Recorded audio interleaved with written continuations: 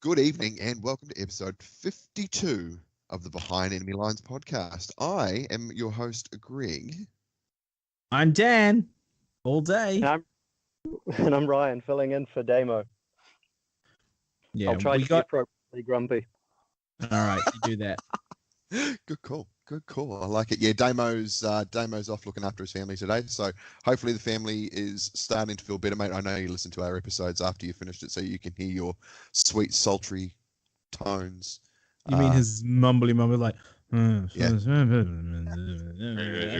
and then his move away from, then his move away from the microphone trick, and then his move back to the microphone, then move away, and then grumble about Necrons and how people are playing 40k wrong because they don't use core and they don't use allies, and why doesn't everyone just use Necron troops, because that's why, like that. Pretty much right. It's pretty much exactly right. So you're gonna have to replicate that, Ryan. That's gonna have to be your shtick for the night. Is this working? Is this alright? Is that Yeah, that's good. That's good. Sounds all wrong, too loud, too quiet. That's pretty much Damian. Yeah, nice one. Does not know how to do it. All right, guys. So remember, if you are on any kind of interweb area, we are all over the social medias. We are on Facebook. We are on Instagram. We are on YouTube. We are on Twitter. Not Snapchat because that shit's dead. But go and find us. You look for Behind Enemy Lines podcast, and you will find us all over there. Come on over, say hi. I think we're going to actually try and get some YouTube videos up soon, probably in the new year, when we can actually get everybody in one place and look at what's going on and play some games. Yeah, and I'll have to do tutorial videos because I have no. I was going to say I have no friends, but I do have friends. It's just that my phone. I should stop being lazy and get a 128 gig card for my phone so I can actually record games on it. Yeah, just do that. Because I've got, I managed to finish painting a nice Mordheim army, so me and my brother are going to be playing some of that. Yeah, that was pretty good week. Good week, nice working hard. Yeah. Nice one. And don't forget to go and check out the guys that sort of make this podcast happen, but not really. We just love them because they do really, really good shit. Battlekiwi.com, using the code BEL5 at checkout to get yourself 5% off. And diceawar.com.au. Go and see Adam for all of your specialist dice requirements, as long as they are six-sided. And not North Korean. Oh, yeah, no, don't do North Korean dice. Yeah. He does not do North Korean dice. Don't ask him to do that. Doesn't do anything with North Korea at all. Nothing. Don't do that, because that's not nice. If you ask for a North Korean dice, he'll be like, get out, and block you. But one thing I can request from Adam, yes, if he could, would be to, a Marine case for the cards. You don't have one of those yet. So he does, because I've got it. No. Yes. No. Yes, because I've got one. Well, okay. Well, he does not on his webpage. That's because I've got the only one. You're a dick. Send my Marines down. Anyway. No, mine. You got the British. Anyway. Ugh, lame. So, part one. What do we do? Excited? We talk about things. And what did we talk about those things in the segment called? What do we call this segment? Oh, it's Noob News. Oh my god, how did I forget that? And go. Today on Noob News. Yeah. So instead of writing in the show notes Noob News, I wrote things to talk about, which is probably not the right name for it. I'll change that later. We're gonna go here later. We're talking about it now. I'll change it because I copy and paste this. Make sure I'm not duplicating like Noob News, so it's old news, so it's new news. Clever. Smart. Anyway, Games Workshop. How about those guys? Chapter approved 2018. It skips in December of 2018, so it's comes out on Saturday. Better late than never. Lots of points drops, loads of changes. Well, mostly lots of points drops. Have you seen any of the leaks? I've seen some of the leaks, but I have to go and find my Tyrannid Codex to see how much drops there are and changes to any of my stratagems and whatnot. Yeah. I haven't done Joe's thing that he put up, the Excel. Does it have the difference? It's color coded, so red's for up, green for down, and by how much percentage wise, and it's got okay, cool. Yeah, man, he's been busy. I don't like. Jesus, that guy doesn't work. Oh yeah, I see it here now. Oh yeah, cool. Yeah. Somebody like a moderator or something should probably pin that. Yeah, that's not a bad idea. I'll get around to it when I'm on something a little more gruntier than my Huawei. Oh, Fair yeah, enough. cool. Oh, don't. Bottom line, guys, what happened to the bloody Necron troops? What happened to them? Rather, Are they up or down? Have a look. I'm looking. I'm I trying don't to know. scroll. I'm looking at Tau, I'm Mechanicus, lost. Guard, Necrons. Oh my god. From what I've heard, everything has gone down. I was chatting to someone the other day, and he's like, "Yeah, Flyrant's gone down. Gene Stealer's gone down." It was like Gene Stealer's gone down. Well, I'm excited. I think maybe I'm talking horsey here, but I'm pretty sure he said there were. But I was kind of sitting there thinking, well, you put drop everything points, and everyone will just buy more models, and you'll be exactly where you were. Clever. Okay, Dan. So remember, so you know your Broodlord. I'm looking at Broodlord. He is now down 29%. He's down to 115. 115 points, Yeah. man. Oh, he's a cheaty boy too. I don't know. But I don't see regular Gene Stealers making a change. I don't see them in that list. Maybe that's what he told.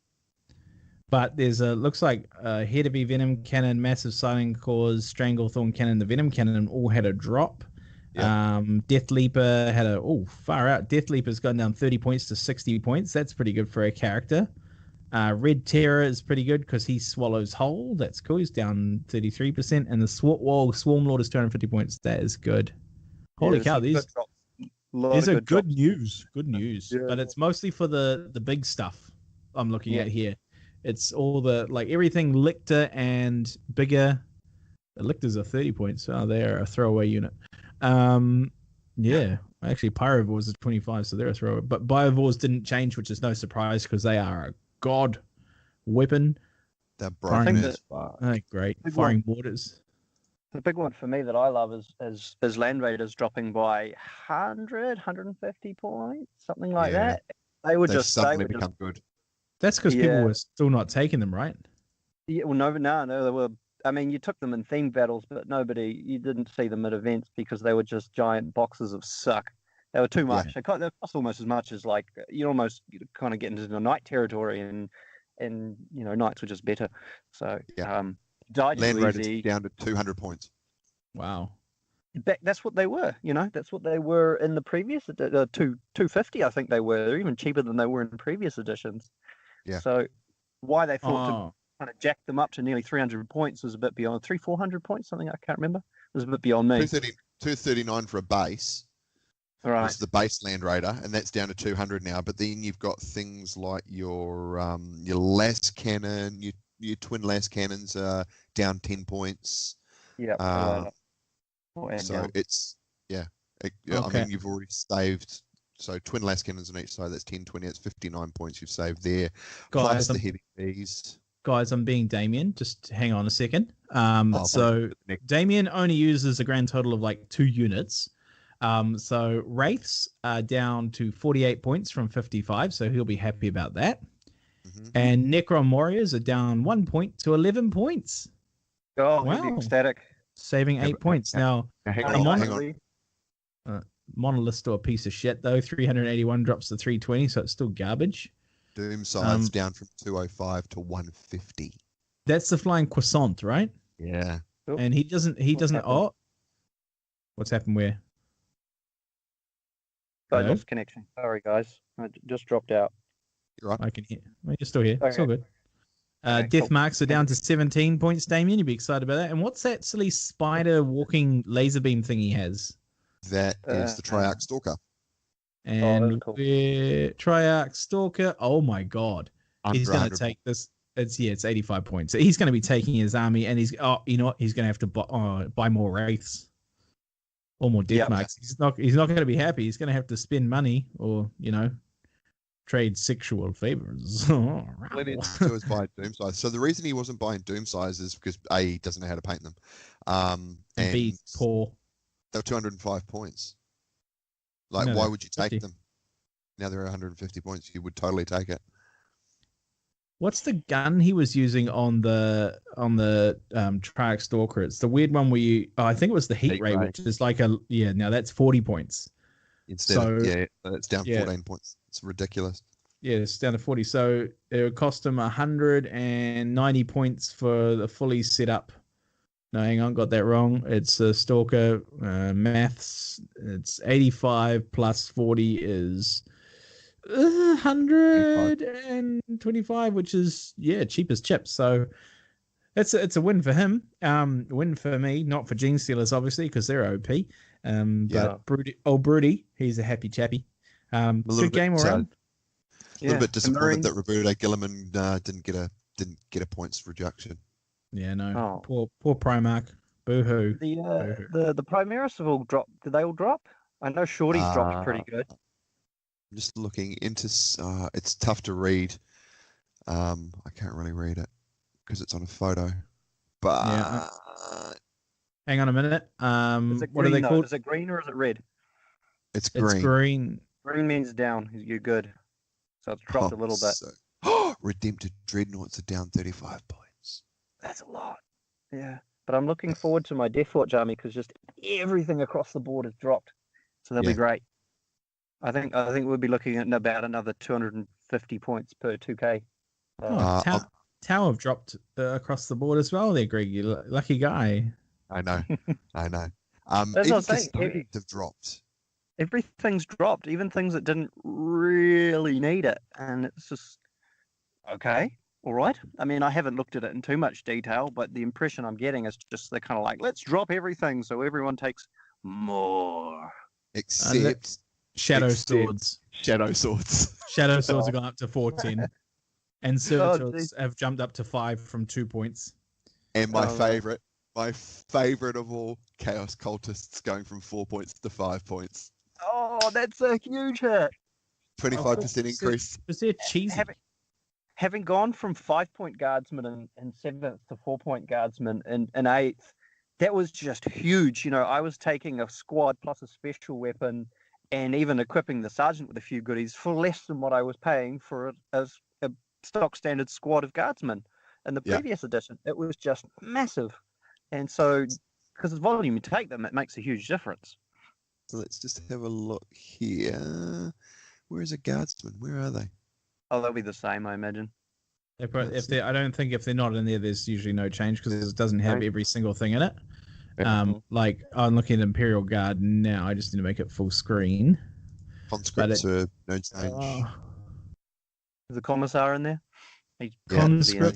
Conscripts are still 4 points. And what are troops called?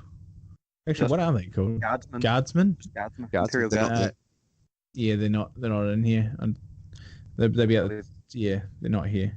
Not that I can see anyway. It's too small, but it looks like everything has had either a drop or a few things have stayed the same for, what do you call them? Astra Militarum. But it's mostly just weird things. Oh, Death Strike missiles had a drop too. Cool. It's down to 100 points. Nice. Yeah, that's a good move. So that'll be good when that comes out on this weekend. So I think Mighty 8 might sell out. Another thing that I see came out was the Imperial Nihilist, the Vigilist Defiant campaign book, which is another battle for Vigilus, a weird moody type planet thing. Seems there's some sort of artifact that everyone wants to fight over.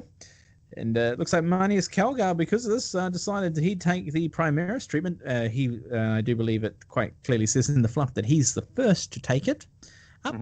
And he survived. So the old man, who was already a few hundred years old, gets rejuvenated a bit into a Primaris. It's very cool. He looks as buff as. Oh yeah. And playing Manius Calgar in 3rd edition was really hard because he always strikes last, or used to always strike last because of his power fist. So it was always a pain in the ass to use him. You'd have to, kind of surround him with the bodyguard that you kind of had to separate from it back in the day because you couldn't take a bodyguard and it was weird. But now he strikes at the speed of I'm assaulting first, and he'll crush your face with those massive fists. And he's a Primaris. Yes, and those 2 Victrix Guard are pretty good too. I think they're Are they 2+. are they Primaris? Yeah, they're Primaris. They've got Artificer armor, Storm Shield, and like an epic Lookout Sir. So it's like, they're robust as anything. I don't think you can target them, same like a character. I don't quote me on that, but in combat they just jump in front of them. They're like, "I'll die first, sir." So you got like an extra couple storm wounds shields anyway. Yeah, well, 2+, 3++ is just impossible to get through. Mental. Yeah. Yeah. I saw them and I was like, I did the 360 on them because Primaris have a different backpack with that circle power plant in the back, and I was like, oh, okay, spin these guys around because they look like the old Victrix Guard, but I couldn't tell they're Primaris. The only way I could tell that they were Primaris is they were on a bigger base. Yeah, they're on 40 mil base. 40 mil rather than the 32s, which everyone else is on. I was like, they must be Primaris, but they don't look like Primaris. They just look like bigger space. So you can tell by just underneath, so the cowl underneath where the helmet is different. Yeah, it was a bit bulkier, and where it connects to the feet. I think there's an extra layer of armor on the foot. It is Primaris array. These are different. But the one thing you got to bear in mind is since Primaris came out, they haven't released a single Shorty Marine. So I mean, are they really going to start with Victrix Guard? Yeah. So we all know that everyone originally wanted Space Marines to be bigger because when you read the fluffs, like 7 to 8 foot tall warrior who's bigger in every way, shape, and form than this guy. And we've had this conversation before, and it's gone on everywhere that everyone wanted big Space Marines. As soon as they released Primaris, everyone was like, "Oh my god, that's disgusting. We don't want that." And it's like, well, make your minds up. But yeah. I think they'll have to go in the reverse as well and do the same retooling to Chaos, which it looks like they're doing as well, making them more spiky and more evil. Because Chaos, as you know, are getting the Raptor champion Harkin World Claimer with his wacky spear and stuff. He's got some interesting techniques, but he's not the counter to Manius Calgar, Primaris in the book. He's just a Raptor champion. So there's no way he would go one-on-one with Manius and win. I don't think that fight's going to work out for anyone any day of the week. Think about the only one who can is a Primarch. Yeah. Yeah. Or maybe the Custodian. Oh yeah, a bunch of those guys. Yeah, or maybe some. There'll be someone who ignores invulnerable saves. Yeah, but it's funny on the subject of retooling Chaos. I was sort of thinking about it the other day. We're all kind of talking about it. We don't know if it'll happen. The Primaris completely replacing the Shorty Marines, and talking about it the other day, like what'll happen to the Marks of armor, the Mark 8, the Terminator armor, Jump Marines. Are they kind of going to get replaced by the Inceptors and the Aggressors and all that sort of stuff? And I thought it's all good and well that can happen, but you can't get rid of Terminator armor because Chaos is still going to have it. Yeah. So it's sort of like you can't just pretend it didn't exist. It's still kind of got to be there. So it's going to be a very interesting move, I think, in the next couple of years to see what GW are going to do with their forgotten sons, so to call them. It'll be a phase out. It'll be a phase out and a fluff base around. It'll be like after seeing Manius Calgar successfully do the Primaris treatment, they found it had a 35% success ratio, and every Marine jumped on board. Thousands were killed, but hey, shit, a lot of them turn into Primaris and will fuck your shit up. Yeah, boy. And people who have access, like First Company guys who have access to Terminator armor, they don't necessarily always don the Terminator armor in the fluff. They wear, whatever armor they're entitled to, be it artisan, be it normal, be it whatever, be it Terminator armor. The armor suits them for the job. They're not what's the word, bonded to that suit, as it were. Well, they are bonded to that suit. It's for them, but they can use other suits of armor. So if they get the Primaris upgrade, maybe, and I don't want to say this, maybe Primaris need a dude with a 2-up save. Who knows? Yeah, that's okay. Yeah. Yeah, I think the fact that they've got 2 wounds sort of avoids it almost, though. Almost does, but you'll have a lot of people at that stage moving over to 30k because they won't know what to do with their old Marines other than play for Heresy.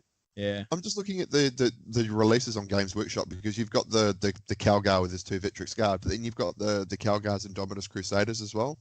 That box that Games Workshop's releasing, and that's full They're of shorty marines. toys. Yeah. Yeah, so there's Stern Guard and Vanguards in there. Yeah, they're like they're a repacked old units. So it's just the way to push those marines out and get. No, I'm not gonna say get rid of them, but Harkin World Claimer also has a bunch of has a Raptor deal where you can get all these like Raptors and what are the Raptors without guns, whatever they're called, Mutilate? No, not Mutilators. They're called something else, I think. I can't remember. One moment, caller. They are called something. Something claws. Something. They got their evil claws and they rip open. Yeah. The material. Warp Talons. Warp Talons. That's it. Yeah, they're really cool. Like, if I was going to do a Chaos Army, it would be based around doing all Flyboys, all Raptor dudes, because I just love the look of the jump and the kill, and they'd be Night Lords, because I'd want to wear your face. Yeah. We also got today news of new Emperor's Children on the way. It was very subtle. Was it Regimental Standard? It was through Regimental Standard. They gave away clues. Don't hold your breath, because you may die of ecstasy in Slaneshi glory. But yeah, too late. They were issuing earplugs, so that's what gave it away. But yeah, it'd be nice to see it, because it'll be a fully retooled Emperor's Children, and I can't wait to see how bended they get, and how warped they are. Yeah, it'll be some hentai level crazy stuff. Have you guys ever everyone.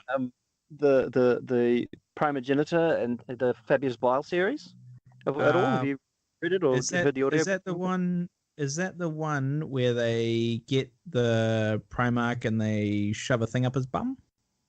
No, but that sounds like a hootin' good time. Oh, okay, that happens in one of the novels. Oh, right. What's the Emperor's Children's Primarch guy's name? Fulgrim. Yeah, there's one part where they're trying to, because they think he's possessed by a demon, and they got one of these. It's one of those medieval tools. It's like a butt plug, but you put it in and it spreads inside. I know the egg or whatever it is, isn't it? Yeah, and they're doing it. They're torturing him because they're trying to get the demon out of him, and then he's just like squeezed his butt and pooped it out. And that was a very interesting part of a 40k novel. I was like, interesting, or 30k novel. I was like, wow. I've just bought the first 3 books of the Horus Heresy. Am I going to? In for a... Wait till you get up to the Emperor's Children, but it is messed up. So anyway, he poops it out, and then they're all like, it turns out there was never a demon in blah. He was always this way. Let's accept him for who he is. And yeah, it got weirder, and he turned into a snake monster at some time. So yay, they're a bit weird. Apotheosis. The thing with him is that it never really confirms or denies whether a demon actually possessed him, does it? Kind of leaves you going, did it, or is this all just subterfuge? Yeah, but at some point he does turn into like a 4-armed or 6-armed snake dude. Yeah, and did manage to technically kill Urubute Guliman. Oh yeah, sure. Stabbed him. Technically killed him. But yeah, but I bring up the Fabius Bile books because they do a wonderful job of describing how the Emperor's Children are now in the 40k universe, just how messed up they are and what. And I think at one point it talks about they have a stage where they're playing their music, and the stage is made out of people stitched together, and they're just kind of walking along, and their instruments made out of people, and they stitch them together, and each person, their sole existence is to just make a noise when they're struck with like a spiked gauntlet or something. It's amazing.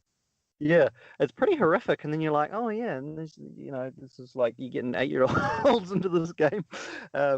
It's like. And they're always like, which ones are the good guys? And it's like, Blood Angels.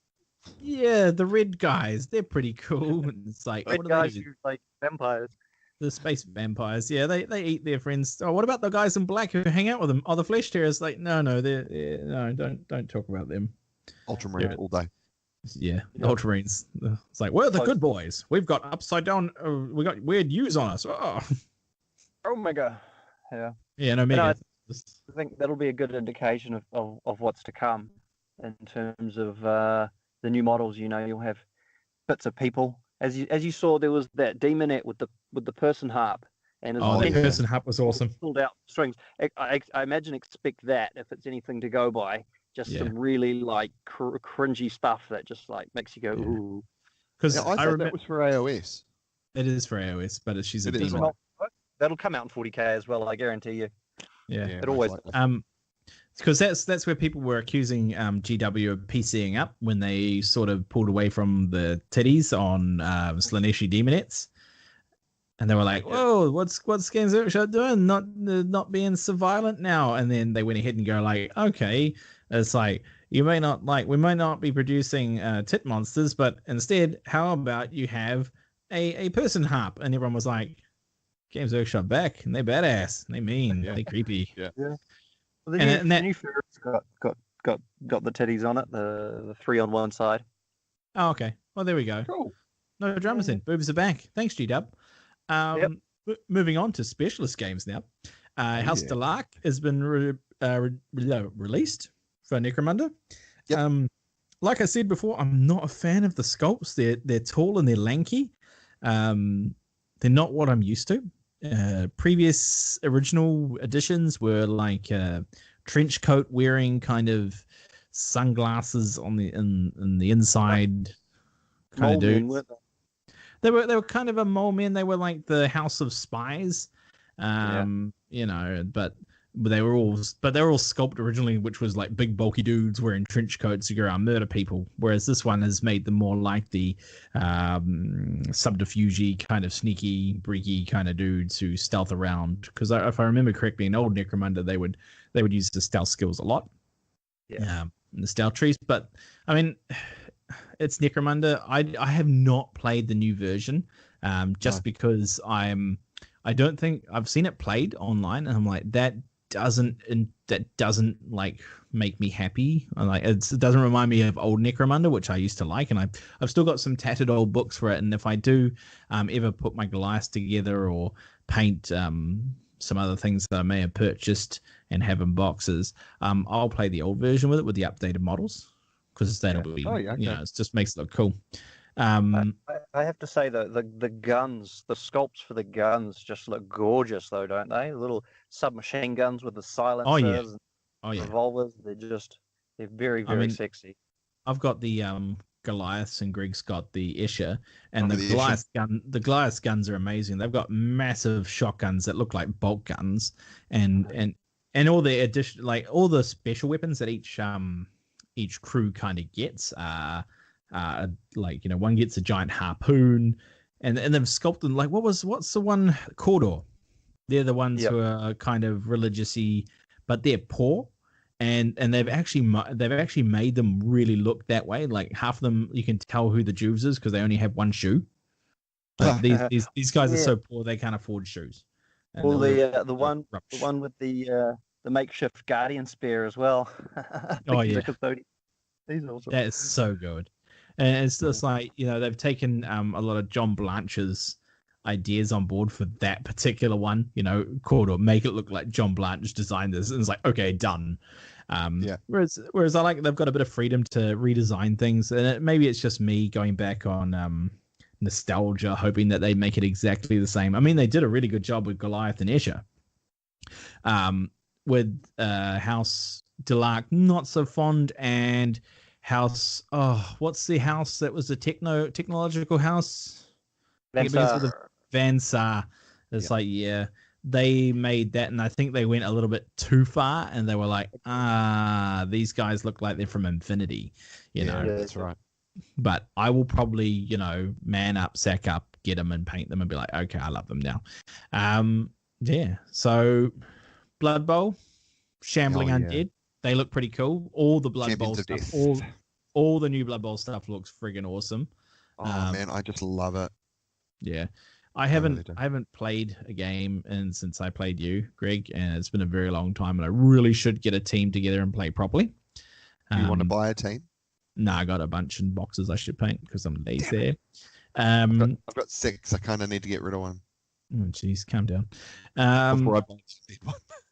You're gonna get in trouble from the wife. No. But I'm waiting for GW to relook at Mordheim. If they do what they did with Blood Bowl and keep the rules the same, sweet as. But if they go completely different game and you just basically playing Spire Shade or whatever it's called again, I'm like, no thanks. Shade Spire, whatever it's called. But I do hope they go back and do Necromunda as well. Damn it, Mordheim is one of their things, because it was a fantastic little game. It was one of their best games. I've heard that from a few people. They're just like, Mordheim was like the creme de la creme. Everything else was just garbage. Yeah, it was great. There was always something that went wrong, or your gang would completely get smashed, but you'd win the post game. Yeah. You'd find more Wedstone. You'd roll 3 dice for your exploration. You get 3 6s, and that triggers a better chart for your exploration. I mean, as long as they don't bring back Inquisitor, oh my god. I would mind if they did. I thought that was a great game. It had its moments. Have to change it a bit, but a lot. Don't bring it back as it is, but it was. Yeah. It had promise. I think it did have promise. They did it, and they were like, "Okay, guys, how do you feel about 54mm miniatures?" And I was like, "They're a bit big, aren't they?" Because you had to redesign all your terrain to fit around it. I think it got up to the part where we found that if instead of the Space Marine, it was more efficient for him to flick his individual ammunition bullets at people rather than shoot them out of his bolt gun. He could just throw each round, and it would do more damage. Yeah. Well, we used to play with 28mm just for standard miniatures and a representation. Yeah. But I think we had that. One guy bought himself a full set of power armor and Space Marines, and he only had enough points left for like 3 rounds of bolt. So he shot them, missed them all, and then he started throwing things at his opponents to kill them. Nice. Took off his armor one by one, and it was pretty good. It was about as good as a lasgun bolt, I think. Yeah, a 26 kg Space Marine helmet hitting you after it's been thrown by a Space Marine is gonna do a lot of damage. Yeah, it's crazy. But the other problem was you had to have someone who was a DM to dungeon master the game, and it's like and then build the scenarios. It's like come on, I don't want that. I want to just show up, play a mission, get experience, and not have my brain boiled so that I have to upload it to a backup bloody unit, which I always thought was kind of cool. I like up with a full-scale version of that not too long ago. It was basically you had a DM and 3 or 4 players, and they each took 100 power level. So it was enough for a squad, basically kill team. And this is before Kill Team came out, mind you. And and then as the DM, I basically had guardsmen, just vanilla guardsmen. And every turn I rolled a random number of backup, so on D6. Where they came in on the board was random, and what equipment they had was random. And then the teams would sneak around the board, so the guard squads would do sight checks to see if they could see them or hear them. And obviously, if they had jump packs or bolt guns or whatever, they'd make noise. And eventually, they triggered the alarm, and all hell broke loose. But they were running around blowing things up. It was a good old time. Best game I'd ever played. Nice. I like when there's random things added to a game, as long as it's like it doesn't have to be balanced, but as long as it's fun. And that's the thing I like. I'm the kind of person who likes, if I'm playing a skirmish game, I like my things to gain experience and to grow with you. So if someone dies, they're dead. But if unit grows and it becomes good, it becomes the master of shooting. It's like, this is really good. But then you're also doing it's risk versus reward as well, kind of pushing your luck. If I bring this guy out, he might actually die. So it's on a D66, so there's that weird percentage chance that he will die at the end of the game if he took a wound, which is always spooky. But that's why I like games like Mordheim, Necromunda.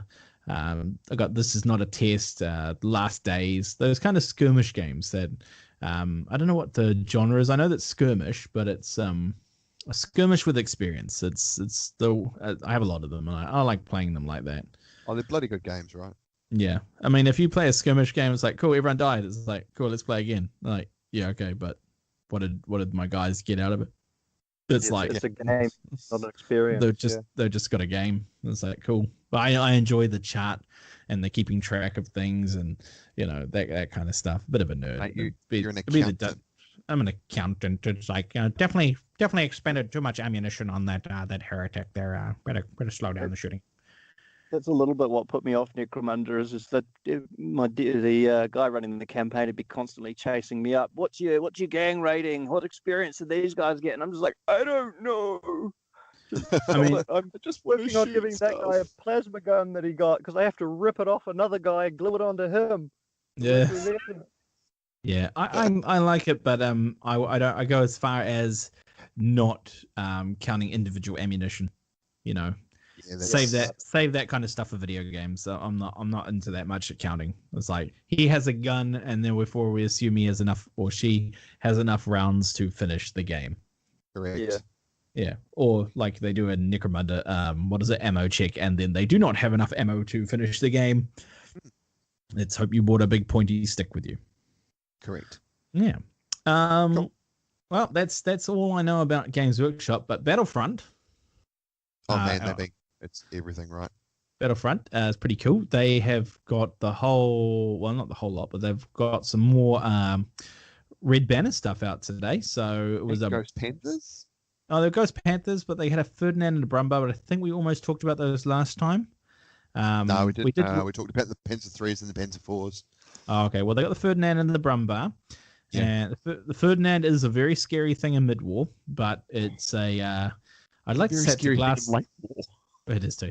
I'd like to use the word glass cannon, but that's not correct at all because it has the only thing that can, if I'm not wrong, the only thing that can penetrate a Ferdinand from the front is a Ferdinand at short range. I believe that's right. Yeah.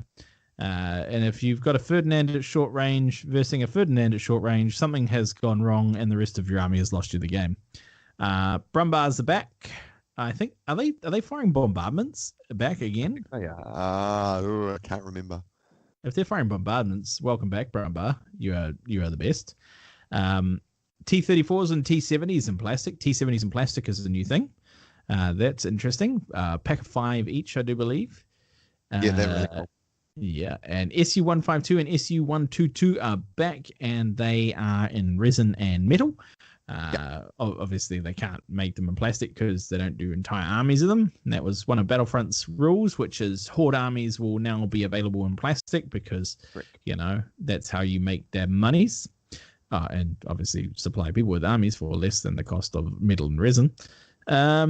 Also, community cards are live and available on flamesofwar.com. So that's a whole bunch of cards that are made up by the community. So just to give you a rundown. So these are people in the community who have written into Battlefront, and you'll later talk to Alex, or we'll talk to Alex. You won't talk to him. Shame. Alex at Battlefront. And he'll tell you all about what his job is, but that's coming up in the next part. Yep. So for Africa Corps, we've got Panzerjäger 1 tank hunter platoon can be added in there. An armored fist, you got the Bishop self-propelled gun platoon. Matilda tanks that can actually be used in the desert rather than in Russia. Fighting first, you've got the M375 GMC tank destroyer list, the T19-105 GMC, which is an artillery. You got an intelligence and recon platoon replacement in there, and an Avanti. You got the Simavente 47x32 self light propelled platoon in there. So those are all cards that either replace, upgrade, or change the way our list completely works, or is a completely different way to run an army overall. So those are there. They're free, no dollars down, and all the points are there. So if you want alternatives and you've got the models, they are there on flamesofwar.com. On the, I don't know, somewhere down in the recent articles is where you'd find them. Yeah. Other than that, what else did I look at? Mantic showing more about the Vanguard game. I started watching a Vanguard game by Guerrilla Miniature. Oh, what does he call it? GMG. Because it's too hard. Because it's too hard to say Guerrilla Miniature Games. Apparently. Yeah. But more Vanguard are being teased. So Dwarves, Mercenaries, and Uncharted Empires. Uncharted Empires are basically, they said if you want to use your miniatures from 1973, so that's those old lead miniatures, you can. Vanguard, if you don't know, is like a small skirmish game. Using Skirmish, Flames of War. Flames of War, Kings of War. Yeah, Skirmish, Kings of War. It looks pretty cool, and you'll probably have most of the miniatures already anyway if you click Kings of War. Walking Dead gets a Negan expansion. The Walking Dead board game is very cool. It has a bunch of unique mechanics. I played it once or twice. It was insanely cool. I was playing with Rick and Carl, and Carl wasn't allowed to have a gun in this stage because he was just a little kid in this particular version. Yep. So it was collect up 3 lots of supplies from the backs of cars and places, and try and fight off some random thugs. And eventually, let me just say, Rick died and became a zombie. And a walker, because we don't use the Z word. And I had to get around and try to win with Carl with no guns. He's not, and Carl's not allowed to fight. Oh yeah, okay, so you were fucked. But you see, Carl nearly survived. Well, Carl survived to the end of the game. Carl got bit, but Carl has like an invuln. So on a 4-up, he doesn't. On a non-bite dice, he doesn't die. So basically, ran around the board and trying to keep away from people. And I'd run and I'd tap on a car to make a noise to attract the zombies towards the thugs and towards Carl. But Carl was faster than them. So it was quite hard to go. I managed to get nearly all 3 of the objectives, and it was the last. I think it was the last turn of the game. All the thugs were about to get eaten by zombies, and it was like, Carl, you got to roll your dice, and then Carl turned into a zombie. I was like, well. Oh, Carl. Should have given Carl a gun. Oh well. Glad you now you shit. I checked out Gale Force 9 and War Games Illustrated. Not War Games Illustrated. What am I talking about? Warlord Games. War Games. I actually have something here. So, Warlord Games. I remember I mentioned something earlier, but I found secondhand news that supposedly came from the latest Warlord Games podcast for 2019. A new Hungarian range to coincide with the Battle of Budapest sourcebook that will include metal Hungarian paratroopers, metal Japanese paratroopers, more 8th, I presume British 8th or something like that, army models for Kiwis, Aussies, and South Africans, and plastic Italians, mamma mia, and plastic M13/40 kit, M13/40 kit. Nice. Okay.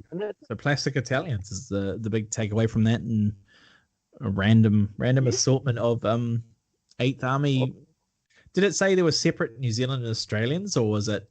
It just said more 8th Army models for Kiwis, Aussies, and South Africans. Okay. So that just means there's more 8th Army because they all kind of dress the same anyway. Yes. The only real difference is probably Australians maybe wearing a slouch hat, and that's about it. Mate. But that'd be cool. But that didn't really happen too much in battle because you're not wearing a tin hat, you're going to get your brains blown out.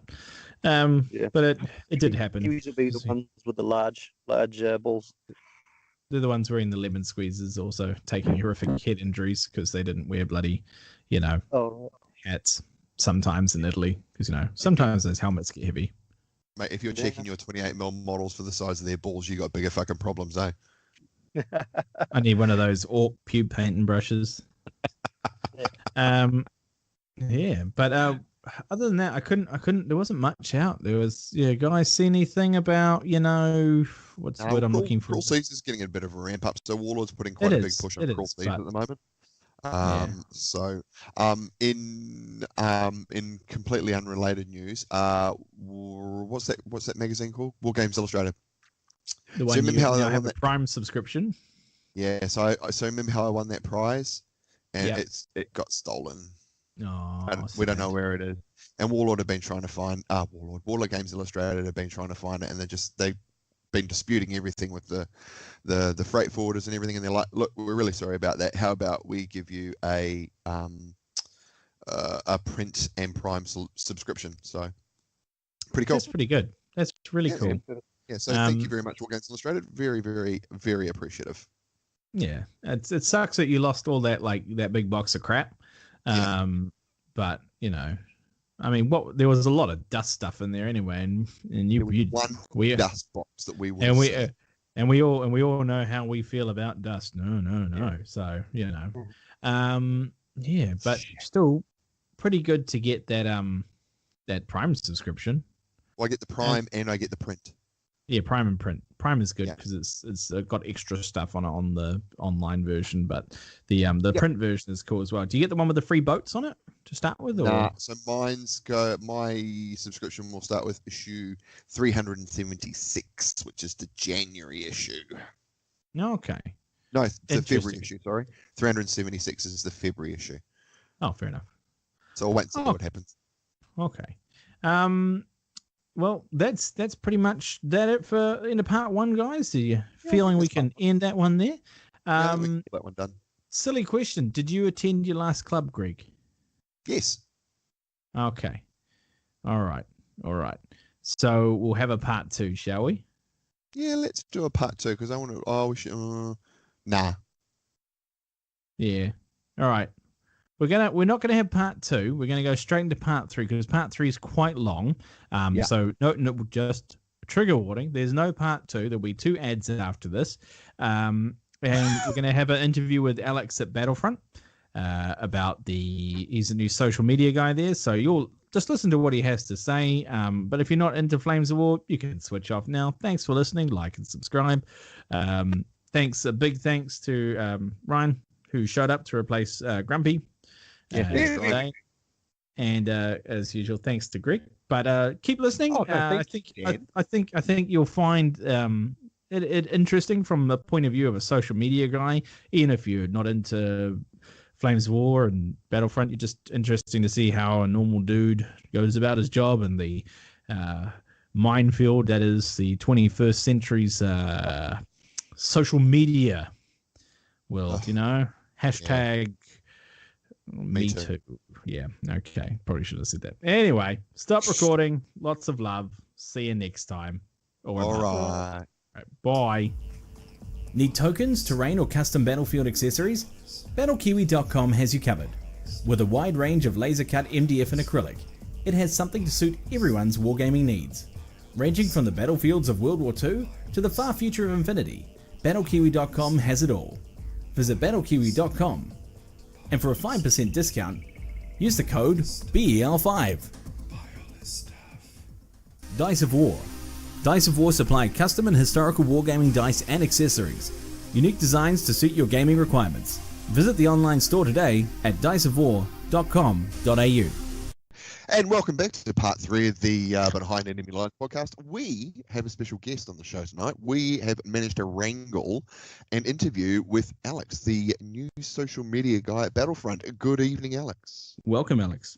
Good evening. Do you want my actual name? Do you want my last name? I'll give you my Alex Noobeski. Since you probably know Phil Yates and everybody. Alex Noobeski. There you go. There you go. You'll know me on Facebook at Battlefront, yeah. Alex at Battlefront, which could be anyone because you haven't got a picture assigned to it. We don't even know that you're a real person. I'm certainly a real person, and I am the only one who knows the password to that account, so it will always be me. Well, that's the kind of thing a robot would say. I'll get a picture eventually. Nice one. So listen, Alex, what made you want to go and work for Battlefront? Have you got a background in wargaming? I haven't. I'll tell you what. I for the past 3.5 years, I've been at university doing a degree in history and German language. And what year is it now? 2018. This year, midway through, a mate and I went into our game store in Hamilton, where I'm from, and we grabbed an open firebox and we just started messing around. And then I finished my degree halfway through the year, and I was unemployed for a while, and I saw the ad go up, and I sent it to my partner, and I said, wouldn't it be funny if I got this job, because I really like history and I really like painting these little dudes. And she said, rock on in and do it. And luckily I made a good impression. I managed to hide my true nature and trick them into hiring me. Nice one. Who was your interview with? That's the same with all jobs. Yeah, it is. With Chris. I was with Chris. Oh God. Fair enough. And how have you enjoyed working at Battlefront so far? I love it. Yeah, nice one. It's a good environment. They're a bunch of great dudes. Yeah, sweet as. Who's your favourite? Who's my favourite? Oh, I couldn't possibly pick. I enjoy myself so much. No. Bloody, it's not Wayne. How come it's not Wayne? Wayne is everyone's Chris. favorite. It's Chris. Chris is my favourite. Chris is my favourite too. He's at the other. he's at the far end of the same desk as me, and I pester him all day long to answer the questions I don't know the answers to. So I mean, you're doing pretty well to assume he knows the answers to them. well, it's his job. It's his job. Mine's just to tell you his answers. Oh yeah, fair enough. All right. So look, given that the forums are gone from the Flames of War website now, what's your overall goal for Facebook and any other social media that you guys are using now? Well, I got given the keys to an Instagram the other week. So, I'm a young person here to shake things up. So I'd like to get that to happen and show sort of the forums, as any forum, is the place where people can discuss what they're getting up to and discuss what's happening. The Facebook is a good place to ask questions and post what you're getting up to. What I kind of want to do is I kind of want to get into sharing a lot more article content, things to talk about, things to learn from. So that's like a forum's not really conducive to that sort of thing. I want to have a website that is full of painting guides and history articles, which the current one is. I don't know if you know this, but there's something like 6,500 individual pieces of content on our website at the moment. So there's a lot of stuff there. There's a whole lot of stuff for you to look at. So with other social media platforms, I think what I want to do is show a bit more of what we get up to and have a more direct look at what's coming up and what the process is that we go through. But in the broader sense, I'd really like to be providing that that sort of written content, that sort of regular updated stuff. Because you see, my previous job was I was working for a university magazine for years. And so we did a lot of writing good content. When you have a page limit in a magazine, it's about doing a good job. I don't have a page limit now. So I'd love to put out as much good, well-written stuff. So if you guys want to submit me some writing, I'd love that. Or your listeners. Well, look, I don't know about Dan or Ryan, but I am a published War Games Illustrated writer. So I mean, I'm God. happy to. Well, I am. Yeah, I love that. I did one article, therefore I am. Hang on, I've done one or two, so shut up. How many did you? Oh, well, actually, yeah. Is your name on it? Probably on. I don't know where it is, Probably, but it's in there. Yes. Yes, definitely. Yes. Oh, well, and then you're published too. And I'm published on Battlefront's website, so that's what's more important. Greg probably has about 10 times as many articles because he writes a lot of bollocks. What? So with what's Instagram, the gram, as cool kids call it. IG. Warhammer people, the 40, what are they called? Games Workshop, that's them. They have a really cool one called it's a hashtag painting Warhammer, and they pick bits of they pick good paint jobs from that. Do you think that you should have, or you probably do have one that people should use, and you do kind of the same thing? I know it's copying, but it's cool. Like hashtag painting flames. Here's the thing. I think it'd be cool to get all sorts, so not just your painting stuff from the community, because it's a bit of give and take, right? We say, look, we've made this book and you can paint this army, and then the community gives us back a bunch of painted pieces. It says, look at what we've done. So I'd love to get people's stuff up there. So I don't see why that's, but I'd also love to get people's basing stuff up there, and people's subtle, really minor modifications to their vehicle to make it the right one for 1987 instead of 1985 Team Yankee or 1983. Really minor stuff, all sorts of things. Because when you're dealing with creative people like this, so you're gonna need a unique hashtag then. I'm gonna need a unique hashtag, of course, or I'm gonna need to sift through, like I do now with other stuff, lots of submissions, and put them on our Instagram. But yeah, if we got a unique hashtag going, couldn't we? Yeah, because then you just search for that hashtag and be like, cool, thanks, and then you display that person's work, and I'm sure they'll be happy to have their work displayed because they'll get more followers. And validation is the only thing that's important about Instagram. Exactly. 100% correct. Heart rates. Actually, I got a guy send me on my email now. He wants to do me some project updates. He sent me a bunch of pictures, and they're absolutely gorgeous, gorgeous Russian. I don't know. He's using a strange email address. I'll have to chase him up for his name probably. But he's just a guy I met on the Facebook who responded to my post. He's just sent me a bucket of fantastic pictures. So he wants to do. There are some insanely good painters out there of flames. I know two of them. I used to know their forum names. One was Ritterkrieg. That's probably said really wrong. And he does eyeballs, so that's crazy in my world. And eyeballs. Yeah, and there's War Painter's brother, and he's in he's been in a few books and magazines like the Art of War magazine. So those cool. So but that's when. Back in the day when the forum was the only thing, this was pre-Facebook kind of stuff. So that's when it was kind of engaged with the community, because that's the only way you could be engaged with the really good painters. But now that you got Instagram, yes, it's really good. Way to go. Yeah, you got an Instagram for Team Yankee and an Instagram for Flames of War. So there's plenty of options for people to have a look at them. I think I'm following. I mean, there's nothing on them now. Don't have a look at them yet. Wait till I've done some work. Too late. Wait till I've done some work. Oh, well, you'll see that hasn't been done for a little while. But wait till I've had a go at it. But yeah, I think community content, as well as showing a bit of behind the scenes. Look at what just showed up in the office kind of thing, and it's the next tank expansion or whatever, and sort of showing a little bit of what we get up to, as well as what the community gets up to. Cool. That's really cool. There's already a hashtag Flames of War on Insta. And it looks as though there's some dodgy guy called Pete following it. I don't know if he's got anything to do with the company. I never heard of this guy before. Yeah, me neither. Sounds dodge. Ban, block. Block him. Follow. Yeah. No, that's really cool. I mean, there's a lot of stuff. Like I've been following a whole heap of stuff on Insta and all sorts of stuff, all other sorts of social media as well.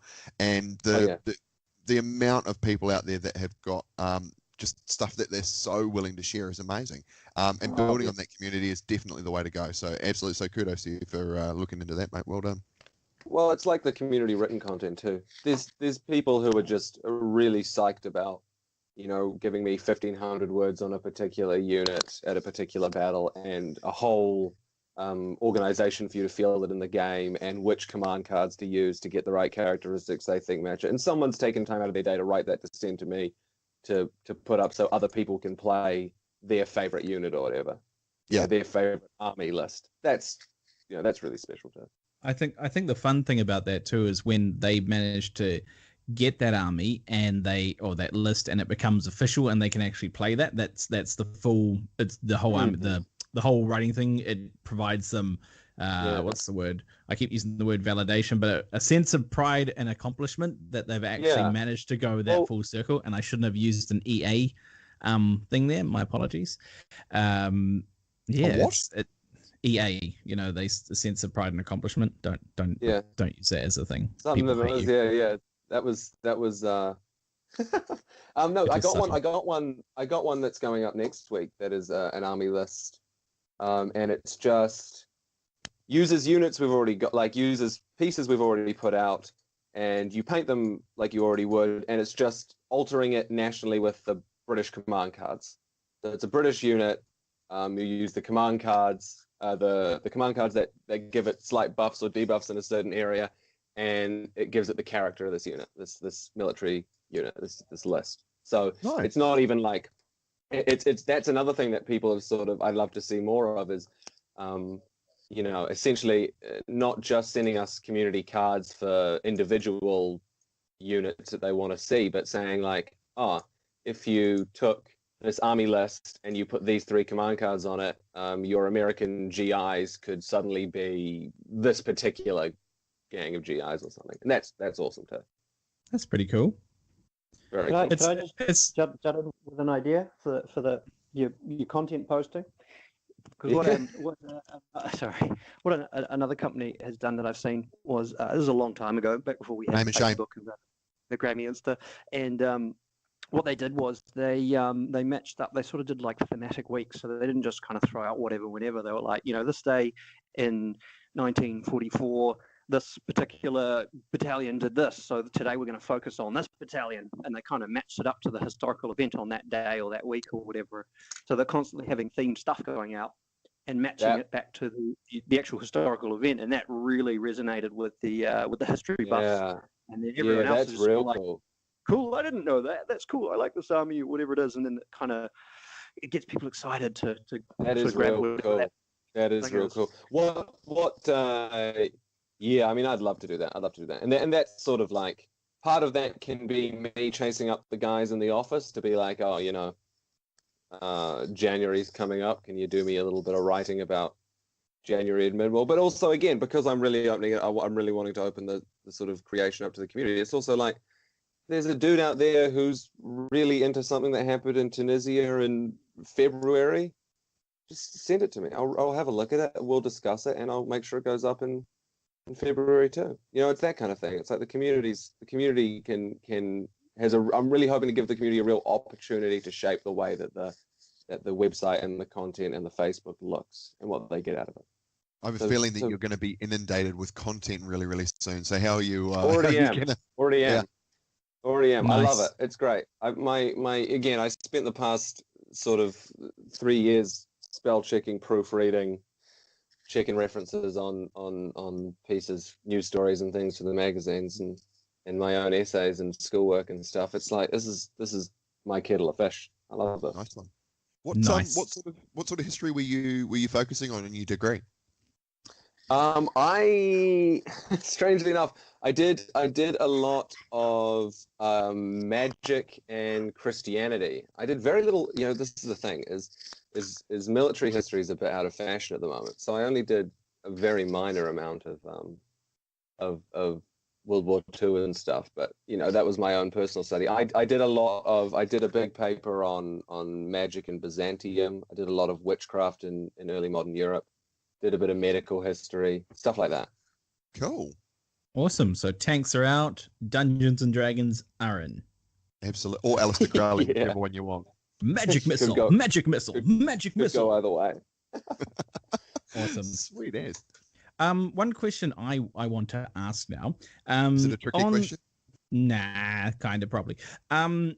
Community is a big thing, obviously, for you, because that's literally your job. But on the website, there was a very clunky way to show clubs and friendly local gaming stores. And when you tried to make it work, you had to sign in as that club and get another account. And it was an absolute pig's ear of a thing. Is there a way that you were going to kind of try and get all the kind of local places to game that either like not just the stores that sell flames, but the clubs around the world, and to get it so you can organize it in a nice, easy way to things? So I live in Auckland. I live in New Zealand. I live in Auckland, Hamilton, Wellington, wherever, and it will point to a club's Facebook or website kind of thing. Is there anything like that going to be created or worked on so it's a bit easier for people to say, I want a game here, where do I go? I go to this website and I find it, rather than asking on Facebook and hoping for the best? Yeah. There is next year coming early, like an events organizing page. So there will be a way for you to see where the events are. I haven't had a play with it. But I would assume it's going to look very much like what you have just described. So I'm going to go ahead and say yes on that.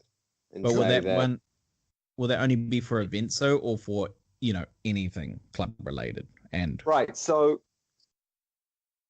hopefully I'm not talking out of school here. How I understand it works is that the club itself hosting the event makes an account. So it'll have an account that exists on this page, which would imply that you can go and check its account and find where it is, what it does, how it works, and all of that. So that's happening next year, early next year. So we'll definitely things will be easy. Things will definitely be easy. Yeah, that's what gets players in ease of use. Yeah. So again, I'm not 100% on it because I haven't had to play with it. But I do know there's stuff in the works to try and remedy that. Cool. Yeah. Cool. That's pretty cool, isn't it? It's very nice. So coming back then to the idea that we're putting all this in place so that the community can get together. How are you going to create a community of gamers in parts of the world that maybe they don't feel as attuned to V4 as they should be. I know that there's spots all over the world where people are just like, you know what, I really don't like V4. I'm sticking with V3. What's the plan there? Is there a plan there? Well, what I'm thinking is that, you know, based on what I see every day, because, you know, I'm on the Facebook every day. I'm on the Facebook groups every day. I'm getting emails every day. What I'm saying is a lot of people who are really stoked to be getting involved in it. And the V4, V3 thing it's not a big deal for them. You know, they're stoked when their favorite tank comes out, regardless of what version it is. So what I'm thinking is ideally, those people are going to drag the others along with them. You know, like if everybody else at the party is having fun, you know, I can see that being a bit of a motivator. And the other thing is like we're working here to get people involved and to get gamers to play with one another and to get people to really enjoy Flames of War, as they have always done. So it seems to me sort of like you're going to be part of the community if you want to play the games. And if you're not, like, there's no one says you have to. You can hang out at home with your guys, your mates, and play version 1 if you really want to. But the community that we're building will be building around version 4. And there's going to be a lot of really good stuff that people are going to want to be a part of. And then they're going to have the opportunity to really interact with the rest of the community more and the game itself more. And they'll see that, you know, they're not missing out on too much, you know? Nice. They're not missing out on too much when it comes to reminiscing about version 3 or 2 or 1 or anything. They're still going to have all the stuff they enjoy in the current version. You know, it's still the game they love. Cool. Yep, bit of dead air there. Good work, guys. Well, I was gonna say, for me, it's really interesting because that's great. What I do want to say is the version 3, version 4 thing. So my local game store, Game Centre in Hamilton, New Zealand, is just a quick cheeky plug for them. Yeah, go on then. Yeah, jeez. Cheeky plug. Well, I'm sorry. I have a lot of respect for Jeff, and I'm really thankful that he got me into the hobby, aren't I? Because I wouldn't be talking to you guys if he hadn't done that. Our 12 listeners will now be like, what 12. Is this? They're sold out again, these guys. Oh, I'm sorry. Well, no, that was me. I've sold out. You guys are still 100% punk rock. We sold out years ago. All right. Well, cool. So we're on the same page then. Doesn't matter. I sold my soul for a T-34 with the tracks on backwards. I'm fine. What I was trying to say is I joined in having never played V3.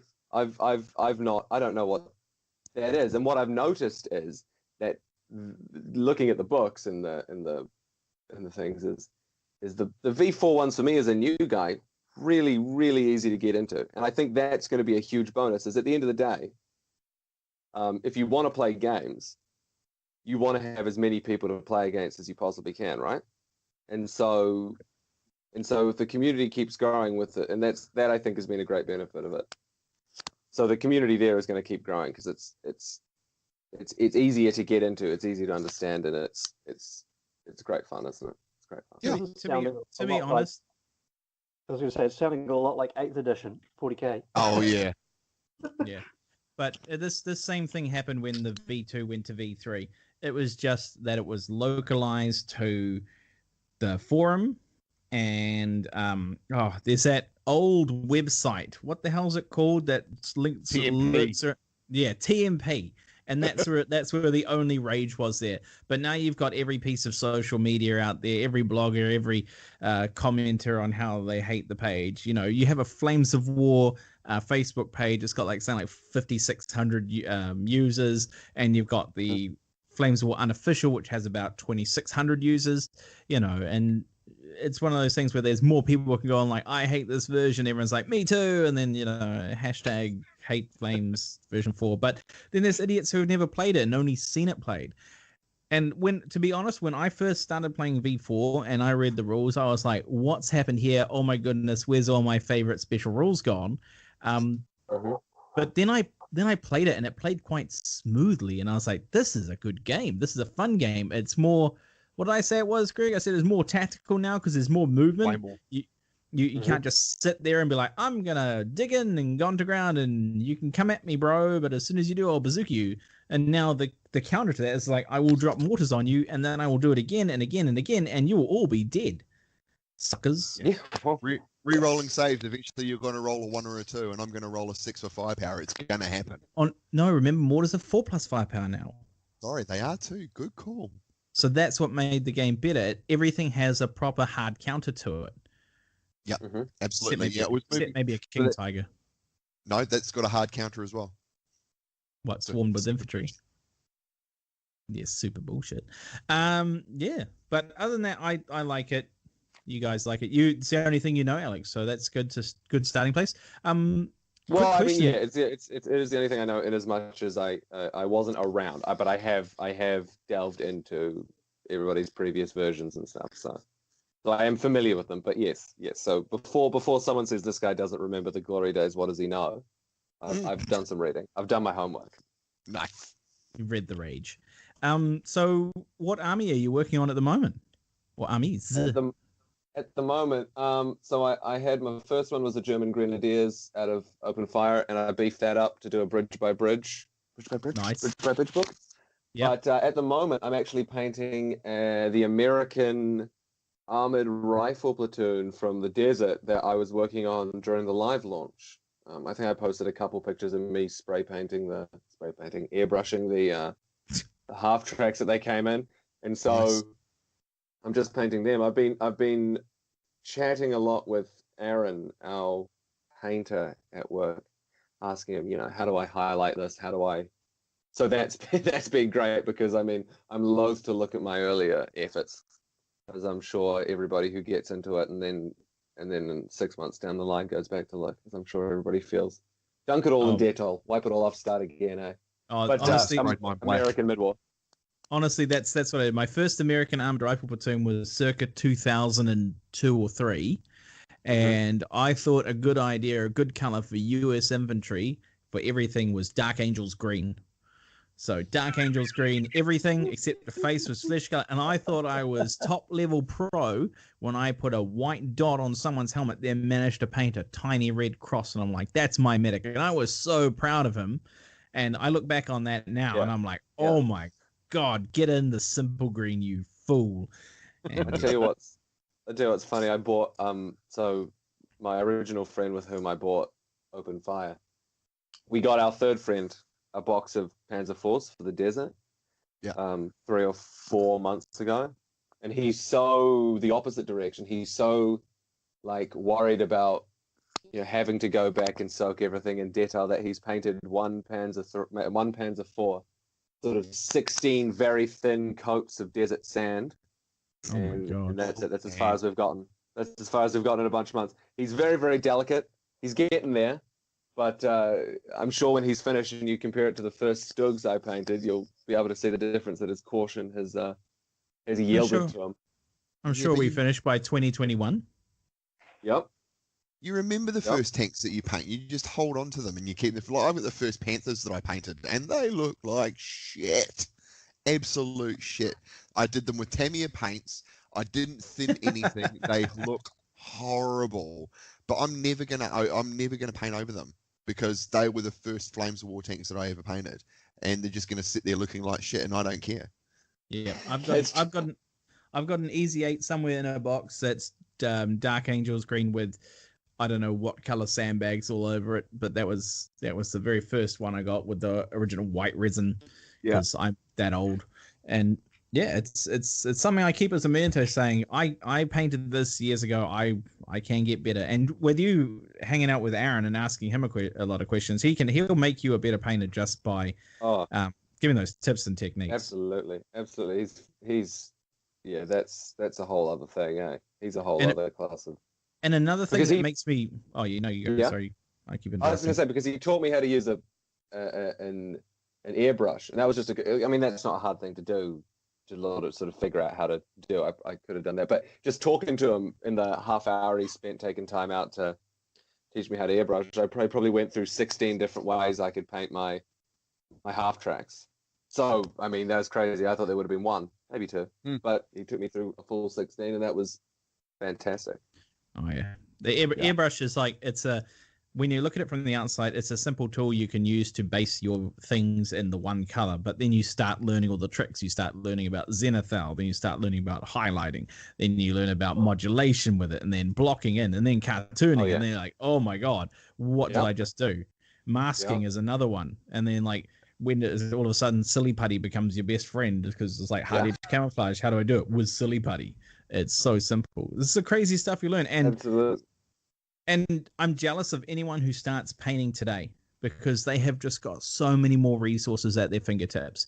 I can go straight onto YouTube. When did you guys start? Because this is a conversation I had in Wargaming the other day. Yeah, I asked because I was looking online and I said to Chris, Chris, when you started, when was it, and how did you get models?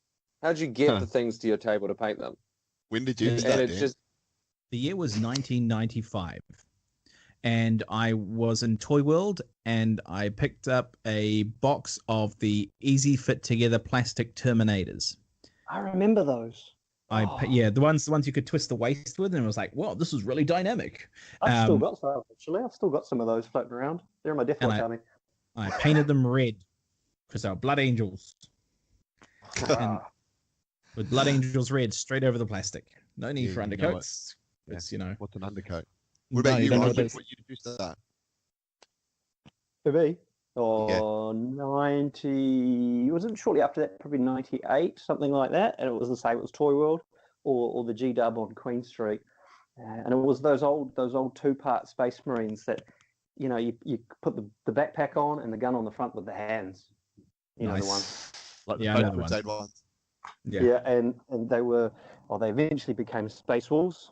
Got myself my overpriced Space Wolves Grey and proceeded to spray an entire can onto 5 guys or something like that. Oh God! It was awful. I was 8 years old, so fair enough. And then Goblin Green bases all around. Yeah, Goblin Green. Oh yeah. Yeah. Meanwhile, and Greg, you're older than everyone.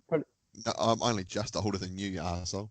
But I started in I'm going to say 1987 or 1988 playing Ancients and 1/72nd scale World War II with my old man. Yeah. Yeah, so how I started learning to paint was from him. And we were using Humbrol enamels for everything. And like the first time we got acrylic paints, we were like, fucking hell, our lives just changed. Oh, absolutely. But yes, that was just a conversation I had. I sort of thought, when you back before, because I can Google everything, can't I? I can go on and find miniatures from some obscure guy who's made them out of his garage and buy 200 of them. I thought, way back when, none of that information's out. So that was just something that I was curious about. I remember Dad ordering from miniature war games magazine. And you'd have to get them from England, and they'd take months to get there, and they'd cost an absolute fortune, and you had to send a money order because there was money order. Yeah, I heard all about this. Yeah. So that's how we did it. And there's a game store in Melbourne, Mind Games. It's still there. So when we lived in Melbourne, we spent quite a bit of time there. So and that store's been around for 30 plus years. Mm-hmm. Mm-hmm. It's crazy. And now you can just go online, click done. Mighty exactly. Mighty 8, a huge amount of paints available. Like you had one kind of paint back in the day. Now you've got layers based, technical wash. You got gritted, all sorts. So it's ridiculous. Because back in the day it was Citadel paints only if you were the wargamer, because you didn't use the Humbrol or the Tamiya's because they didn't work very well with brushes, and you would ruin a brush if you tried to hand paint miniatures with Humbrol, as I learned with trying to paint an A10 with a paintbrush. Were they enamel? The little Humbrol tiny pots. Oh yeah. Were they enamel paint? Yeah, they were. Yeah. They were really bad. Yeah, but now you've got so many choices in paint. So you pick the best one that works for the tools that you use. And to be honest, I still find that Tamiya still works best through all my airbrushes. I've got Vallejo Air, Scale 75, all the color changing crap, and I got tons that are meant for airbrush. But I will still always go back to, and for World War II and Team Yankee anyway. So far, I'll go back to Tamiya every time because I can just modulate that so well and make the colors change, and I know what color to buy. I know that NATO green will look NATO green no matter what the batch is. Yeah, but there's so many others out there. I've got the new Battlefront ones. I've got the old Battlefront ones sitting in front of me. And Reaper paint. I've got some Reaper paints as well. I don't know what's going on here. But I use those when I'm paintbrushing with by hand, so instead of airbrushing, which it's crazy. So the resources available, like you say, are mental. Yeah, exactly. And I got my bag of Vallejo paints on my Army Painter Insane Detail brush because I'm doing some. Yeah. So insane, me, but not. You don't have the Psycho.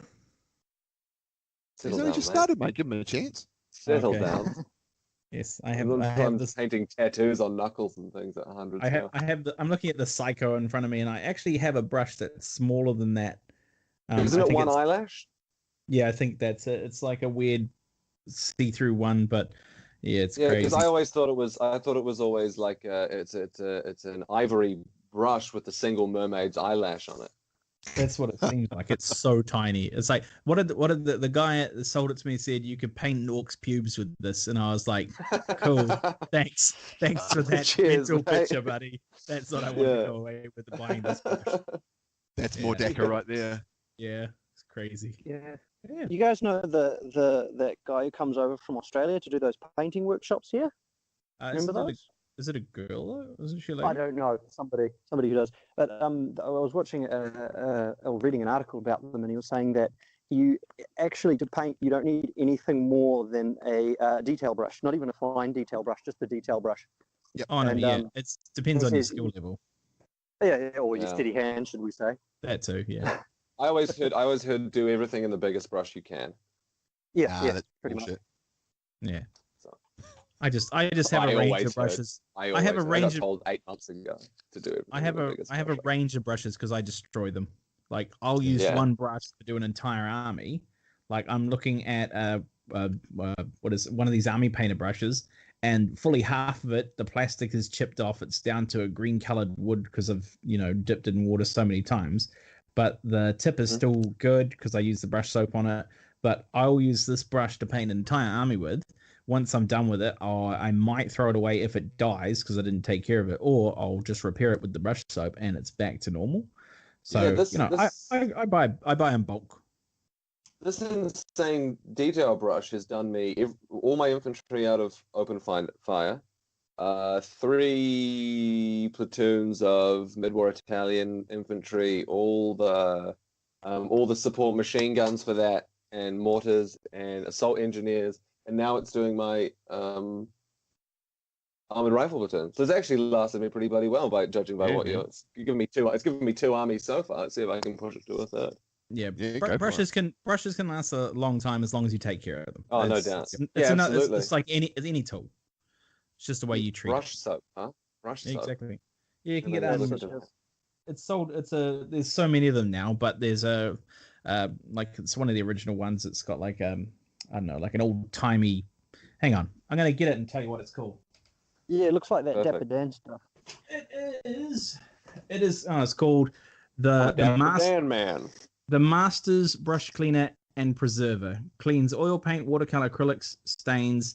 So it's just like a little pottle. You open it up and you wet it and you clean your brush off in it. And it kind of looks like shaving soap, but it's brush soap, so don't shave with it. If you're too cheap, just use shampoo and conditioner. That works the same as well because it is technically hair after one, unless you're using a synthetic brush. It is true. It is here. And if that brush soap has lanolin in it, you can shave with it. So you can get it all done. You can get everything done out of one box. Multi-purposing. Look at that. And then when your brushes finally splay, you just turn them into a dry brush. Yeah, oh yeah. Yeah. That's the only weathering technique you ever need.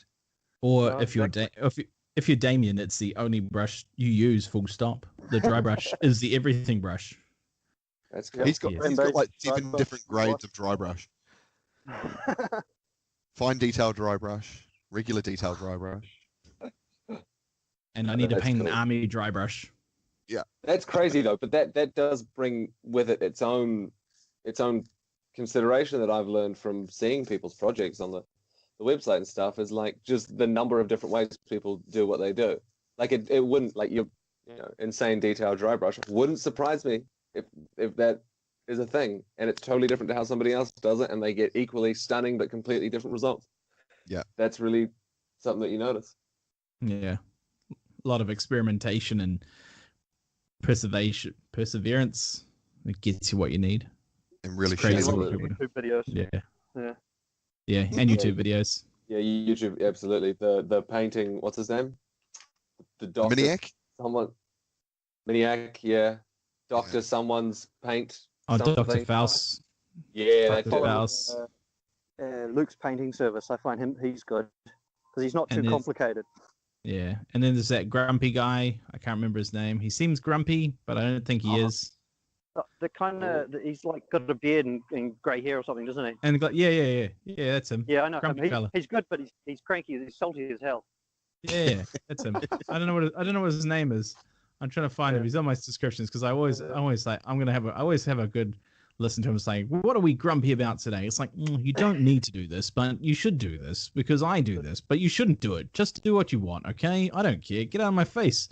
And yeah, that's the kind of guy he is. But it's like, I don't like you, but I'm watching you, so I'm hate watching you. So, it's one of those things. Oh, yeah. Learning from him to spite him. Yeah.